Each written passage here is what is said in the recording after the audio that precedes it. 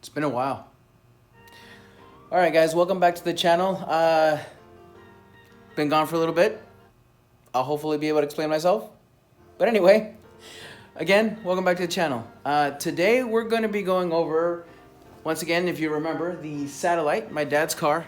The 1974 Plymouth Satellite Sebring Plus that you've seen in previous videos. I'll link some of those videos on top here and in the description. But today's video is a little somber. We're going to say goodbye to this thing. And there's no sugarcoating it. There's no getting around it. This thing's gone now. It's no longer my dad's. We had to sell it for life reasons that I'll get into in a little bit. But yeah, this is the final video that you'll see this vehicle, unfortunately. So we get a chance to say sort of goodbye with it. Now, the sad part is that we won't be able to drive it because A, it's no longer ours. And, you know, it's kind of dark outside. You can see back there. And, yeah, we don't want to mess it up for the gentleman who's picking it up tomorrow, actually. So, yeah, let's do one last walk around on this vehicle and bid farewell to, honestly, one of the greatest projects we've ever worked on. So, let's see what we've done since the last time I've spoken to you guys. It really has been a while, hasn't it? Yeah. Oy. Okay, so let's see what's going on underneath the hood, shall we?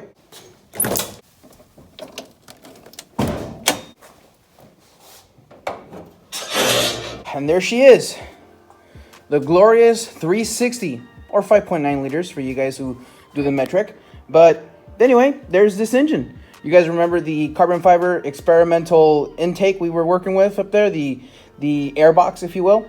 And we've added this thing, and you'll notice that's new. Now, what this is kind of an experiment. We figured out that this engine doesn't seem to like cold air all the time. Or at least not when the engine's cold, right?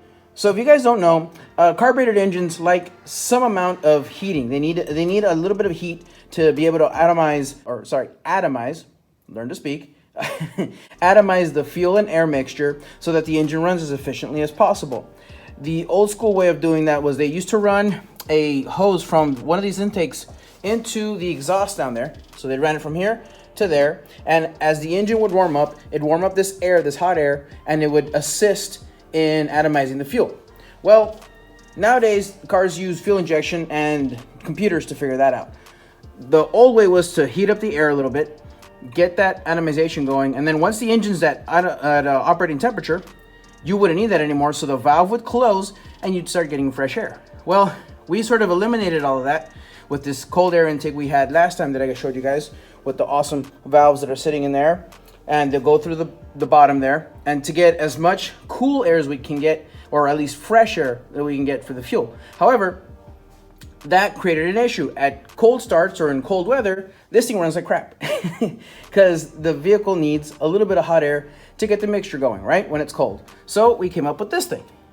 Now, this right here is sort of a why that some of you plumbers out there will know, this is sort of kind of like a piece for plumbing of the house, and it works for our application. We got another one of these valves, and so the way this works is in tandem with the valves in the front.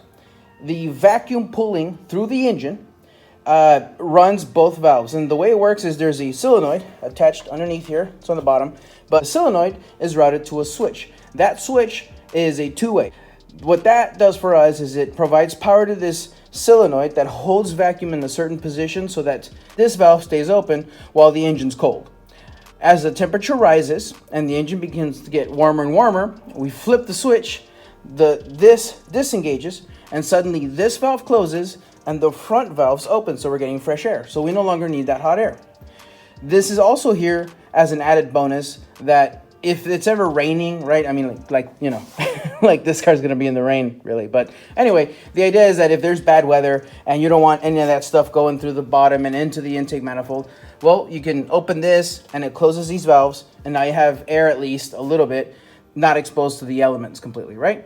So it works kind of in both ways. However, like I said, that's one of those experiments we were gonna work really good. It worked really, really well. It actually took care of the whole issue of the cold starts and the cold running of this engine. So yay, awesome. Good job, Dad. That was his idea. I just, my idea was using this thing as kind of the ducting for it. And obviously you work with what you have and so on. So that's the newest, honestly, thing that we've done to the vehicle. Other than that, we've driven it as much as possible before it was sold, and we were able to dial in the ignition system to the point where we have 3 settings.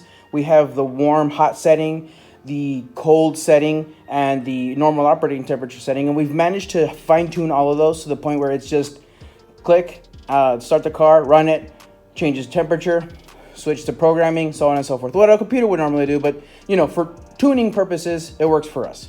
And it seems you guys have been having, or you guys out there who have been referencing our videos with the progression ignition system and been putting it in your guys' system, it looks like you guys are having good feedback with that. So thank you so much for the feedback, and I'm glad it worked for you guys. Awesome. So anyway, that's the biggest difference that's happened to this car. Other than that, it's pretty much as what you see here. I mean, from what you remember last time, it's the same old car. And now let's get into the sad part of the video. So why are we getting rid of this? Unfortunately, my parents have to move. They have to leave the home and go somewhere else. I'm not going to get into the reasons why, but things have happened to the point where they need to leave. And so because of that, we don't, my family just doesn't have the kind of funds needed to move in a climate like right now, financial climate like right now. So we're having to get money for when we can, i.e., sell this car. And thankfully, this vehicle sold for enough money so that they're able to actually move to a place that they were able to find.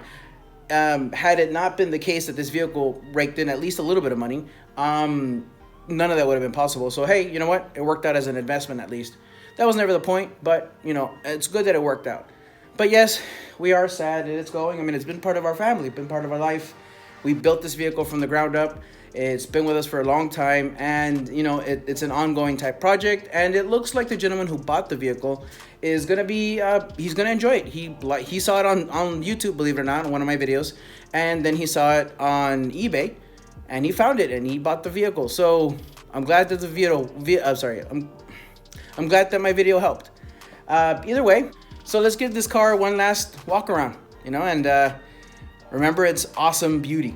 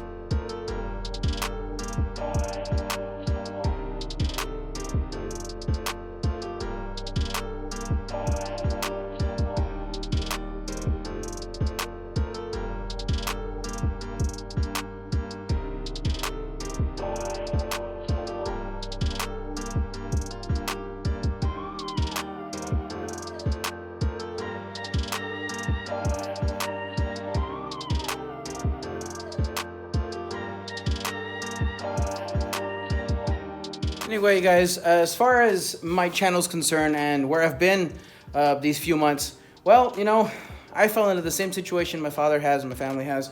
We also have to move. Changing climate here in the States, here in California, have made things a little bit more difficult financially for a lot of us. And so we're having to find different means of doing things, right? i.e. having to move to a less expensive area or a more affordable area, I should say, and just making some changes, right? It's part of the deal. So I will attempt to keep a constant schedule going from here on out of uploading videos, making more frequent videos, and hopefully stuff that you guys enjoy to watch. But yeah, that's where I'm sitting at the moment. Again, I apologize for not being out and doing more stuff, but it's the way it goes. So hopefully you'll see more of me. Those of you that like to watch my channel. You'll see more of my videos come up. Anyway, thank you so much for watching, and I will see you next time.